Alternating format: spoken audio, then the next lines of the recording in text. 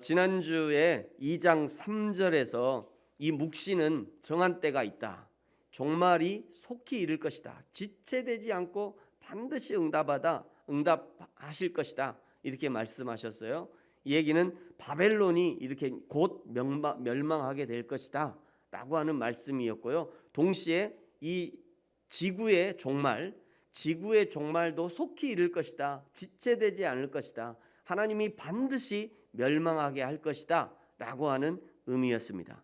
오늘 이제 4절부터는요, 하나님께서 멸망하게 될 것이라고 말씀하신 이 바벨론이 왜 멸망하게 되는지, 어떻게 멸망하게 될 것인지를 이제 구체적으로 말씀하시면서, 그러는 와중에 믿는 자들, 하나님의 성도들을 어떻게 살아가고 어떻게 구원받는지, 우리가 이제 그 부분을 오늘 본문 좀 전에 읽은 거예요. 하나님의 성도들을 그 와중에 바벨론이 멸망하는 과정 가운데, 그런데 그 중에 하나님의 백성들은 어떻게 살아나고 어떻게 구원받을지를 말씀하시는 부분입니다. 특별히 4절부터 20절까지는요 5번의 화 있을진저라는 말씀이 등장하면서 바벨론이 멸망할 것을 알려주고 있어요. 여러분 한번 찾아볼까요? 여러분 성경에서 한번 찾아보세요. 6절 중간에 화 있을진저 이거 있죠? 이게 첫 번째입니다. 두 번째는 9절에 나와 있어요. 9절의 끝에 화 있을진저. 12절에도 나와 있습니다. 세 번째 화 있을진저죠. 세 번째 12절 끝에. 15절 끝에도 네 번째 화 있을진저가 등장합니다. 그리고 19절 중간에도 화 있을진저. 그러니까 지금 이 화 있을진저라고 하는 이 말씀, 이 포인트를 가지고 하나님이 지금 말씀하신다라고 이해하시면 되겠어요. 근데 여기 이 화 있을진저라고 하는 이 말은 호이라고 하는 히브리어예요. 호이라고 하는 이 히브리어인데, 이게 어떤 뜻이냐면 화로다 이런 뜻입니다. 감탄사인 거죠. 화로다. 그런데 이것만 있는 것이 아니라 이 말에는요, 이 벼락 맞을 자들아 이런 의미도 포함되어 있어요. 이 벼락 맞을 자들아. 이 욕쟁이 할머니 아시죠? 김수미 할머니 말이지. 할머니. 욕쟁이 얼굴만 봐도 막 욕이 튀어나올 것 같잖아요. 이 욕쟁이 할머니들한테 들을 수 있는 그 저주의 단어인데, 저주의 말씀인데요. 그런데 이 저주의 말씀을 하나님이 하시고 계시다는 거예요. 이 저주의 말씀을. 욕쟁이 할머니나 부모님들이 자식을 키울 때 말이죠. 자식들이 하도 말 안 되면 저 썩을 놈 같으니라고 막 저 호랭이 물어갈 놈 막. 죄송합니다. 제가 어머니한테 자꾸 들었던 얘기라. 막 제가 게으르면 이 썩을 놈아, 이 호랭이 물어갈 놈아부터 시작해서 막 육실할 놈아 막 온갖 막 욕들을 하시잖아요, 부모님들이. 근데 생각해 보세요. 할머니나 부모님이 그 욕을 해도요, 그거는 사람의 말이잖아요. 또 할머니나 어머니가 진짜 그렇게 되기를 바라지도 않아요. 그거는 그냥 말을 하는 거죠, 그렇게. 그러나 하나님이 말씀하시면 그대로 되기 때문에 이게 큰 문제인 거예요. 하나님이 말씀하시면 그대로 된단 말이에요. 그래서 큰 문제가 되는 거예요. 성경은요, 하나님이 이런 분이라고 우리에게 말씀해 주셔요. 민수기 23장 19절 같이 한번 읽을까요? 시작. 하나님은 사람이 아니시니 거짓말을 하지 않으시고 인생이 아니시니 후회가 없으시도다. 어찌 그 말씀하신 바를 행하지 않으시면 하신 말씀을 실행하지 않으시랴. 사람이 아니기 때문에 하나님의 말씀을 하나님의 입으로 한번 말씀하신 것을 반드시 시행한다는 거예요. 그러므로 오늘 5번 연속해서 화 있을진저 이 벼락 맞을 자들아, 이 말은 하나님이 말씀하셨으니까 반드시 그렇게 된다는 거예요. 하나님은 왜 이렇게 강력한 말씀으로 바벨론을 저주하시고 바벨론의 멸망을 예언하셨는가? 비록 이스라엘이 하나님을 섬기지 않아 우상을 숭배했어요. 그래서 바벨론을 부직갱이처럼 사용하셨잖아요. 그렇다고 내 백성 이스라엘을 괴롭히는 이 바벨론 그냥 두지 않겠다는 거죠. 먼저 4절에서요. 보라, 그의 마음은 교만하며 그 속에서 정직하지 못하다. 여기 그라는 것이 바벨론을 가리키는 거죠. 여기 그가 바벨론을 가리켜요. 바벨론이 그렇다는 거예요. 바벨론은 교만하고요. 바벨론은 정직하지 못합니다. 그래서 망하는 것이죠. 이것이 하나님의 심판하시는 조건이 되고 있다는 거예요. 그러나 의인은 믿음으로 말미암아 살 것이다 말씀합니다. 이것은 비록 바벨론을 심판하는 그 중간에도 여호와 하나님을 믿는 신실한 믿음의 사람들은 하나님이 잊지 않으시고 반드시 보호하시고 구원하실 것을 지금 알려주고 계시는 것입니다. 사도 바울은요, 이 하박국 선지자의 말씀, 즉 의인은 믿음으로 말미암아 살리라, 이 말씀을 통해서 오직 믿음으로 구원받는 이신칭의, 이신 믿음으로써 칭의, 의를 얻는다, 이런 교리를 설명하고 완성했었습니다. 로마서 1장 17절이에요. 같이 한번 읽겠습니다. 시작.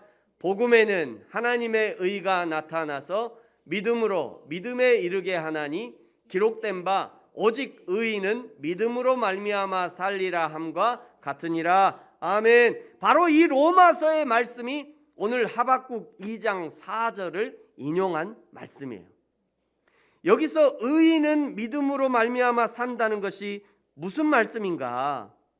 바벨론의 특징이 무엇이라고 얘기했나요? 여러분 생각나십니까? 바벨론은 교만했습니다. 또 바벨론은 정직하지 못했어요. 그러나 의인은 이 바벨론과는 완전히 반대라는 얘기죠. 지금 이 바벨론과 반대편에 의인이 서 있다, 이런 의미예요. 바벨론과 반대로 사는 사람이 어떤 사람인가? 당연히 의인은 교만하지 않고요, 겸손하다는 말입니다. 당연히 의인은 정직하다는 그런 말씀인 거예요. 여기 의인은 믿음으로 의인은 믿음으로라고 하는 이 단어가 히브리어로요, 짜디크, 의인, 짜디크. 그다음에 에무나, 믿음으로, 에무나, 이렇게 씁니다. 그러니까 의인, 짜디크는 에무나로 산다, 이런 의미를 가지고 있는 거예요. 여러분, 우리가 기억해야 될 단어가 이 에무나라고 하는 단어인데요, 이 단어를 성경에서는 어떻게 사용했냐, 언제 사용했냐, 제가 두 가지 예만 들겠습니다. 첫 번째는 출애굽기 17장 2절이에요. 모세가 광야에서 아말렉과 전쟁할 때 말이죠, 산 위에서 모세가 손을 들면 이기고 손을 내리면, 피곤해서 손을 내리면 지고 그랬잖아요. 그때 옆에서 와가지고 이 모세의 손이 내려오지 않도록 하루 종일 붙들고 있었잖아요. 여기에서 내려오지 아니한지라, 이 단어가 에무나를 쓰고 있어요. 에무나. 그러니까 모세의 믿음은, 모세의 에무나는 이스라엘이 아말렉과 전쟁에서 이기도록 하기 위해서 하나님의 도우심을 끈질기게, 성실하게, 신실하게 요청한 것이죠. 그것을 두 손을 들고 있는 것으로 표현한 것이에요. 열왕기하 22장 7절에는요, 요시야 왕 때 성전을 수리했어요. 요시야 왕이 개혁하면서, 이스라엘의 신앙을 개혁하면서 무너진 성전 이제 수리하는 거죠. 그때 성전에서 백성들이 헌금한 것을 가지고 이제 성전을 수리했었습니다. 성전 수리 총 관리자가 있고 또 헌금을 수납하고 지출하는 관리자가 있는데, 이 지출하는 관리자가 이 목수나 건축자나 또 미장이들의 월급을 늘 지출해줘, 월급처럼 이렇게 지출해줬어요. 그때 요시야 왕이 요청한 것이 그 헌금을 관리하고 지출하는 자들의 지출을 뭐 하지 말라고요? 회개하지 말래요. 회개하지 말아라. 그 사람들 그 돈 맞나 안 맞나, 그거 너 총 관리자한테 그거 할 거 없다, 그렇게 하지 말아라, 이렇게 얘기한 거. 그때 요시야 왕이 왜 그렇게 했냐면요, 그들은 어떤 사람이래요? 진실하게 행하는 사람이다. 내가 그들의 진실을 안다. 그 사람들이 하나님 앞에 정직하게 행하는 것을 내가 알고 있으니까 너 그 사람들이, 문지기들이거든. 이 사람들이 돈을 잘 쓰나 안 쓰나 회개하지 말라, 얘기하고 있는 거예요. 여기 진실하게 행한다 이 말이 에무나라는 단어입니다. 그들은 정직하고 성실하고 믿을 만한 사람이라는 거죠. 그들은 회개하지 않아도 정직하게 할 것을 알기 때문에 왕이 성전 공사 총관리자에게 적어도 그들의 지출을 회개하지 말라라고 얘기한 거예요.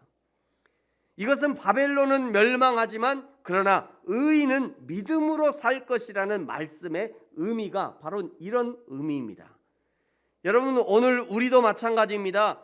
세상은 계속해서 멸망을 향해 가지만 그러나 하나님 앞에서 의롭다 인정함을 받고 예수 그리스도를 믿는 우리는 의로운 삶을 계속해서 살아가야 하는 거예요.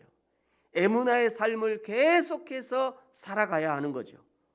에무나는 믿음으로 번역할 수도 있지만 이것만이 아니라 정직, 정직, 선량, 또 충성, 진실, 또 성실, 신실, 진실, 성실, 신실 이게 비슷한 것 같은데 근데 다 단어들이 달라요. 한자들이 달라요. 이게 다 한자잖아요. 그러니까 진실, 성실, 신실, 또 견실. 견실은 조금 더 묵직한 의미가 담겨 있죠. 그 다음에 사랑, 이 에무나가 이렇게 표현이 되는 거예요. 그러므로 하나님의 의인 에무나의 사람들은 하나님 앞에서 정직한 삶을 살아야 되는 겁니다.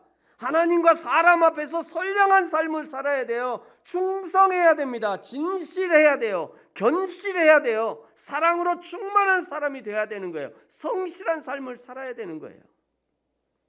이것이 믿음의 사람들이라는 거예요. 이렇게 의인은 믿음으로 살지만 그러나 불의한 사람은 바벨론은 그들의 교만과 정직하지 못함으로 인해 멸망하게 되는 것입니다. 하박국 선지자는요, 바벨론에 대해서 바벨론이 어떤가를 이미 1장 8절에서 우리에게 알려주셨어요. 이 바벨론의 군마는 표범처럼 빠르다. 가장 빠르다 이런 의미죠. 이리보다 사납다. 무섭게 사납다는 얘기입니다. 독수리의 나름 같다. 독수리에 대적할 게 없어요. 그만큼 기고만장하다. 이런 의미로 알려주는 거죠. 이것이 바벨론을 교만하게 하는 조건이 되는 것이고요. 그래서 자기가 마치 하나님처럼 하나님보다 더 능력이 있는 것처럼 바벨론이 까불게 되는 겁니다. 종말의 마지막 날에도 이런 일들이 일어납니다. 요한계시록 18장에 보면요, 이 바벨론으로 상징되는 세력이 망해가는 그 과정, 그 광경이 등장하는데요. 요한계시록에도 바벨론을 큰 성 바벨론 이렇게 표현해요. 제가 지난주에 이렇게 설교하면서 이 요한계시록을 얘기했잖아요. 그랬더니 신천지에서 메일이 왔어요. 신천지 어떤 사람이 목사님의 목사님이 교회에서 요한계시록을 잘 가르치고 있는 것 같아서 너무 마음이 뿌듯합니다. 그러면서 제가 목사님 메시지 봤는데 여기 좋은 동영상이 있으니까 목사님 이것도 한번 봐보세요. 이러면서 신천지 그 영상을 보내줬더라고요. 요한계시록. 참 신천지인들 진짜 대단하죠. 열심히 진짜 대단해요. 그거 하나만큼 진짜 대단한 사람인 것 같아요. 잘못 가서 문제죠. 어쨌든 요한계시록 이 18장에 바벨론으로 상징되는 이 세력이 망해가는 것을 광경이 이제 요한복음 18장에 나오는데 그때도 그 세력을 큰 성 바벨론 이렇게 표현하고 있어요. 이 큰 성 바벨론은 자기가 마치 여자가 붉은 짐승을 탔다. 자기가 여왕처럼 행세를 하는 겁니다. 세상에서 가장 사치스러운 행태를 보이는데 이 큰 성 바벨론의 사치를 요한계시록 18장 12절 13절은 이렇게 표현하고 있어요. 12절 13절을 보세요. 그 상품은 금과 은과 보석과 진주와 세마포와 자주 옷감과 비단과 붉은 옷감이요 각종 향목과 각종 상아 그릇이요 값진 나무와 구리와 철과 대리석으로 만든 각종 그릇이다. 13절에 계피와 향료와 향유와 유향과 포도주와 감람류와 고운 밀가루와 밀이요 소와 양과 말과 수레와 종들과 사람들의 영혼이라. 금이나 은이나 보석이나 진주로 사치하는 것은 원래 사치하는 사람들이 이런 거 좋아하잖아요. 그래서 막 온 몸을 다 그냥 이렇게 감싸고 다니는데, 그런데 마지막에는 뭐까지 사치 품목으로 들어있냐면 사람의 영혼들도 사치품에 들어있다는 거예요. 사람의 영혼을 사치품처럼 사고 파는 겁니다. 그러니까 이때는 이 큰 성 바벨론에서 사람들이 물건처럼 사고 팔리는 거예요. 사람의 영혼을 가지고 장사를 하고 사람을 많이 팔고 살 수 있으면 그것이 능력으로 평가되는 그런 세상이 된다는 겁니다. 이 바벨론을 하나님이 심판하시겠다는 거예요. 여러분, 지금도요 백성을 아주 개나 돼지처럼 생각하는 정치인들이 많습니다. 이 사람이 그랬어요. 나형욱이라고. 보니까요 민중은 개, 돼지로 취급하면 된다. 이 사람이 그래갖고 잘렸잖아요. 한마디 해가지고. 근데 그것만이 아니라 나는 신분제를 공고화시켜야 된다. 어차피 평등할 수 없는 현실이기 때문에 신분제를 더 공고화시켜야 된다. 이런 생각을 갖고 있는 사람이 정부에 있다는 거예요. 지금도 이런 사람들이 정치를 하고 있다는 거예요. 하박국 시대나 장래 요한계시록의 시대나 지금 우리가 살아가는 이 시대나 사람을 개나 돼지 취급하고 사람의 영혼을 물건 팔아먹듯 하는 사람들이 많다는 거예요. 여러분, 그러므로 마지막 날에는 성도들이 더욱 믿음으로 살 때인 것을 말씀하고 있는 거예요. 지금 이 시대를 종말의 시대라고 생각한다면 나는 오늘 더욱 믿음으로 살아야 되는 겁니다. 나의 마지막 날이 가까이 왔다고 생각한다면 어제보다 오늘 더욱 믿음으로 살아야 되는 거예요. 젊었을 때 믿음으로 살았다고 자랑할 것이 아니라 젊었을 때보다 오늘 더욱 믿음으로 살아야 되는 거예요. 그것이 종말을 사는 성도들의 마땅한 태도인 것입니다. 계속해서 바벨론이 멸망하는 그때 하나님의 화 있을진저를 선포하는 그때 바벨론은 어떤 상태냐? 5절에 보세요. 스올처럼 자기 욕심을 넓히고 족한 줄을 모르고 여러 나라와 백성을 모읍니다. 바벨론이 닥치는 대로 침략하고 점령하는 모습을 보여주고 있는 거죠. 6절을 보세요. 자기 소유 아닌 것을 모은대요. 자기 거를 모아야지 왜 자기 소유 아닌 것을 모으냐고요. 이 바벨론의 욕심을 얘기하는 거죠. 탐욕을 얘기하는 겁니다. 8절에 내가 여러 나라를 노략한대요. 여러 나라를. 바벨론의 교만한 상태를 그냥 그대로 보여주시는 겁니다.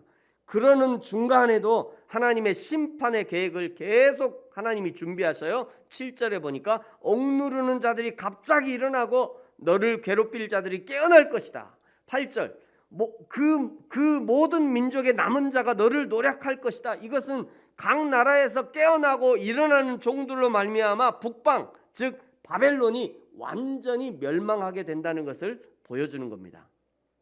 9절을 보세요. 바벨론이 높은 데 깃들이고 자기 집을 위해서 부당한 이익을 취하는데 이런 바벨론이 어떻게 망하냐? 11절에 보면요. 담에서 돌이 부르짖고, 담에서 돌이 부르짖는다는 것은 이 담이 무너지면서 말이죠. 담이 무너지면서 그냥 돌들끼리 부딪히는 모습을 의인화한 거예요. 그 다음에 들보가 응답한다. 들보가 무너지니까 이 들보가 무너지면서 막 서로 부딪히면서 소리가 날 거 아니에요. 그거를 의인화한 겁니다. 담이 무너지고 들보가 깨지고 견고한 성 바벨론이 완전히 무너지는 것을 그림 언어로 보여주고 있는 거예요. 그림 언어로. 12절을 보세요. 피로 성읍을 건설하며 불의로 성을 건축하는 자에게 화 있을 것이다. 바벨론이 지금 이렇게 하고 있다는 거죠. 바벨론이 닥치는 대로 나라를 침공하고 전쟁을 해서 빼앗고 백성들을 죽이는 일들을 알려주고 계시는 겁니다. 여러분, 이런 12절의 이런 말씀, 피로 성읍을 건설하고 불의로 성을 건축하는 자에게 화 있을 것이다. 이런 말씀 한 말씀을 들을 때 우리 그리스도인들은 내가 지금 무엇인가 할 때 말이죠. 내가 회사를 경영할 때 또는 새로운 사업을 시작할 때 교회 부흥을 꿈꿀 때 그냥 직원들의 피를 짜내서 성도들의 피를 짜내서 자기의 성읍을 건설하고 있지 않은지 불의로 성을 건축하고 있는지 잘 돌아봐야 합니다. 그러면서 14절에요. 우리 그리스도인들이 아주 좋아하는 구절이 등장합니다. 여러분 14절 같이 한번 읽을까요? 시작. 이는 물이 바다를 덮은 같이 여호와의 영광을 인정하는 것이 세상에 가득함이니라. 아멘. 이 가사로 교회에서 많이 부르는 찬양이 있죠.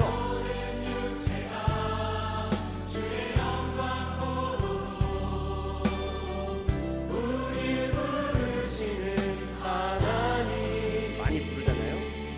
주의 손과 발되어 세상을 치유하며 주 섬기게 하. 그 다음에 이제 요 가사가 나오는데 물이 바다 덮은 같이 물이 바다 덮은 같이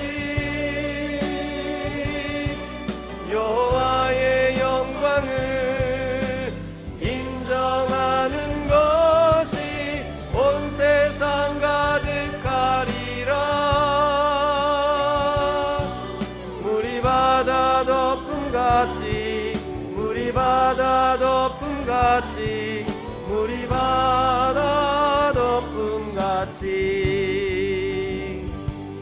이제 여러분 이 찬양은 예수님이 재림하시는 그 지구 종말 마지막 예수님이 재림하시는 그 날에는 하나님의 영광이 이 땅에 가득할 것이라고 하는 이 소망과 희망을 노래하는 찬양이죠. 이 찬양 자체가. 그런데 정작 오늘 14절의 말씀을 조금 더 자세히 보면요, 이 찬양과는 조금 다른 의미가 있다는 것을 발견하게 됩니다. 12절에서요, 피로 성읍을 건설하고 불의로 성을 건축하는 너희 바벨론 너희 망한다 이 얘기했어요. 13절에도 보세요. 민족들이 불탈 것으로 수고하고 나라들이 헛된 일을 피곤하게 하는 것, 그게 누가 하는 것이냐? 만군의 여호와가 그렇게 한다는 거예요. 만군의 하나님이 그렇게 한다는 겁니다. 그러니까 하나님이 바벨론을 망하게 하는 그때는 바벨론만이 아니라 그동안 바벨론과 한편이 되어서 교만하고 정직하지 못한 세상, 성실과 진실과 충성이 없는 그런 세상이 바벨론과 함께 망하게 된다는 거예요. 그 하나님의 심판이 물이 바다 덮음 같이 될 것이다. 그 하나님의 심판이. 그 하나님의 심판을 받는 모든 나라들이 하나님의 영광을 보게 될 것이다. 여기 하나님의 영광 할 때 이 하나님의 영광은 하나님의 엄중함 이렇게 번역해야 되는 거예요. 하나님의 엄중함. 하나님의 엄중함을 너희들이 보게 될 거야. 그걸 인정하게 될 거야. 이런 의미예요. 그러니까 오늘 14절에서 물이 바다를 덮은 같이 여호와의 영광을 인정하는 것이 온 세상에 가득할 것이다. 이 말씀은 마지막 날에 우리를 구원하시고 하나님의 영광으로 천국에 들어가게 하시는 이 천국 소망의 찬양과는 어울리지 않는 거죠, 사실은. 그렇다고 이 찬양 하지 말라 그 얘기 하는 거 아닙니다. 그 얘기 아니에요. 이런 부분에 있어서도요, 앞에 이렇게 찬양을 인도하는 사람들은 찬양을 선곡하고 성도들과 함께 이 찬양을 부를 때 적어도 이렇게 성경 구절에서 가져온 그런 찬양들은 찬양 인도자들이 잘 앞뒤 문맥도 좀 살펴보고 이 찬양이 이 구절에 이 말씀이 어떤 의미인지를 잘 살펴보고 찬양을 해야 되는 거예요. 그러니까 찬양 인도자들도요, 공부를 많이 해야 돼요. 예, 성경을 알아야 되죠. 노래만 잘해서 하면 안 돼요. 계속해서 바벨론의 멸망의 이후의 모습을 살펴봅니다. 15절을 보세요. 이웃에게 술을 마시게 하고 자기의 분노를 더하여 취하게 하고 하체를 드러낸다. 이 바벨론에게 16절 여호와의 오른손, 능력을 상징하는 여호와의 오른손이죠. 여호와의 오른손의 잔이 너에게로 바벨론에게 돌아갈 것이다. 더러운 욕이 내 영광을 가릴 것이다. 17절에 이는 내가 바벨론에서 행한 강포와 레바논에서 행한 강포와 사람의 피를 흘린 것과 주민에게 강포를 행한 것이 너에게로 돌아갈 것이야. 하나님이 교만 떨던 바벨론이 이웃에게 행한 악한 것들을 하나님이 그대로 돌려주시겠다는 거예요. 18절을 보세요. 우상 숭배가 아무것도 아니라는 것을 알려줍니다. 우상, 그것을 만든 자가 있다. 우상 스스로 생겨난 게 아니라 그 우상을 만든 자가 있다. 그것은 부어서 만든다. 그 우상이 무엇이 유익하냐? 그건 유익하지 않다는 얘기죠. 19절에 보세요. 나무를 깎아 만든 것이고요, 돌멩이일 뿐이고요, 금과 은으로 입힌 것인데 그 속에 생기가 도무지 없대요. 생기가 없다요. 그 속에는 사람들이 깎아 만들고요, 금이나 은으로 도금한 것이고 그 속에 도무지 생기가 없는 그냥 물건 덩어리 우상이 무슨 힘이 있겠냐는 거예요. 저 부처 불상 26,000원짜리더라고요. 26,000원. 26,000원짜리에게 무슨 생기가 있으면 무슨 능력이 있겠냐고요. 아무것도 아니라는 것을 하나님이 알려주시는 겁니다. 결국 바벨론은 이 우상 때문에 망하는 것이에요. 그리고 세상도 결국 우상 숭배 때문에 망하게 될 것입니다. 처음에 요한계시록을 말씀드렸는데 물질의 우상 맘몬이라고 하는 우상이 가득한 저 큰 성 바벨론도 결국 우상 숭배 때문에 멸망하게 되는 거예요. 그러면서 오늘 20절에 우상으로 가득한 세상을 향해서, 그리고 우상에게 잡혀 사는 사람들을 향해서 하나님이 이렇게 선포하십니다. 여러분 20절 같이 한번 읽을까요? 시작. 오직 여호와는 그 성전에 계시니 온 땅은 그 앞에 잠잠할지니라 하시니라. 아멘. 세상은 하나님이 여기 있다 저기 있다 합니다. 우리를 구원할 자가 이것이다 저것이다 얘기해요. 내가 하나님이다 라고 하는 사람이 대한민국에 80명이래요. 대한민국에 80명 내가 하나님이다 하는 사람이 지금도 있어요. 지금도 이만희도 자기가 하나님이라고 그러고 자기가 구원자라고 그러고 장길자도 자기가 구원자라고 그러고. 대한민국 대단한 나라예요. 네? 사람들에게 만족과 안전을 주는 것이 돈이다, 아파트다, 땅이다, 물질이다. 부처가 구원하신다, 이만희가 구원자다, 뭐 장길자가 구원자다. 별별 소리를 하는 사람들이 별별 소리로 사람들을 유혹하지만 그러나 하나님이 분명하게 선언하시는 거예요. 여러분 빨간 글씨만 같이 읽어볼까요? 시작. 오직 여호와는 그 성전에 계시니. 아멘. 성전 이외에 있는 것들은 모두 다 우상이라는 것입니다. 오직 여호와 하나님만이 절대적이고 유일한 신이라는 것을 말씀하고 있는 거예요. 여전히 세상은 하나님을 거역하는 악의 세력이 판을 치고 있고 여전히 의인과 악인의 긴장 상태가 계속되어지고 있지만 이 모든 것을 여호와 하나님이 성전에서 보고 계시는 겁니다. 그러므로 너희는 잠잠하라 얘기하잖아요. 심판자가 되시는 하나님이 하나님의 보좌 앞에서 이 모든 것을 보고 계시다는 거죠. 이 하나님의 눈을 의식한다면, 이 하나님의 심판을 기억한다면 바벨론과 같이 교만할 수 없고 바벨론과 같이 불의할 수 없는 것입니다. 성전에서 지켜보시는 하나님을 의식하기 때문에 여전히 우리가 믿음의 사람으로 있을 수 있는 것이고 정직하고 성실하고 충성스러운 에무나의 사람으로 있을 수 있는 것이죠. 이렇게 하나님을 의식하는 사람이 바로 하나님의 사람이며 구원받기에 합당한 사람이라는 겁니다. 지금 명절 주간을 지내고 있습니다만 명절에 우리의 신앙을 지켜내기가 만만치 않습니다. 이 명절에도 내가 하나님의 사람임을 나타낼 수 있다면, 여호와 하나님만이 참 하나님이시라는 것을 나타낼 수 있다면 그야말로 하나님 앞에 칭찬받는 신앙의 모습일 거예요. 사랑하는 성도 여러분, 저와 여러분이 날마다 성전에서 지켜보시는 하나님을 기억함으로 바벨론과 같은 교만하고 정직하지 못한 길이 아니라 의인의 길, 에무나의 길을 걷는 저와 여러분이 되어지기를 예수님의 이름으로 축복합니다. 기도하겠습니다.